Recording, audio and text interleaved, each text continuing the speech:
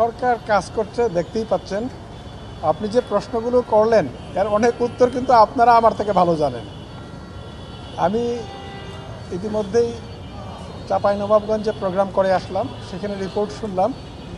Report শুনে তো মনে হলো যে তৃণমূল পর্যায়ে প্রচার ঠিকই চলছে। এখানেও যেটা আলাপ হলো এখানকার ডিসিএসপি মহোদয়ের সঙ্গে, এতে আমার মনে হয় নওগাঁওতেও এমনই হচ্ছে।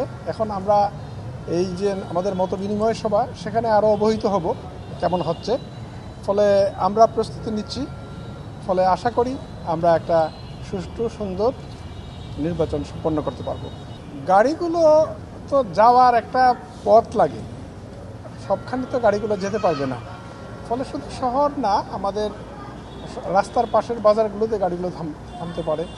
তারপরে ছোটো ছোটো যে আছে আপনার কেন্দ্রগুলো আছে, এগুলোতে থামতে পারে, সেভাবে প্রচার করতে পারে গাড়িগুলো। আর এমনিতে তো আমাদের অন্য প্রক্রিয়া চলছে, যেগুলো বেশি কার্যকর, উঠান বৈঠক হচ্ছে। তারপরে সমাবেশ যেগুলো হচ্ছে আমাদের প্রাইমারি স্কুলে, যেমন মা সমাবেশ হয়, সেসব জায়গাতে প্রচার হচ্ছে। আমি দেখলাম বিভিন্ন মন্ত্রণালয়ের যে মাঠ পর্যায়ের কর্মীরা আছেন তারা কাজ করছেন। আমার মনে হয় কালকে তো হবে, প্রতীক বরাদ্দ হবে, তারপরে দেখবেন যে আবহাওয়াটা পাল্টে যাবে এবং নির্বাচনের পুরো প্রচার শুরু হবে। ফলে আমরা তো নির্বাচন সুষ্ঠুভাবে করব, সেজন্যই প্রস্তুতি নিচ্ছি এবং আশা করি সেভাবে আমরা করতে পারবো। তা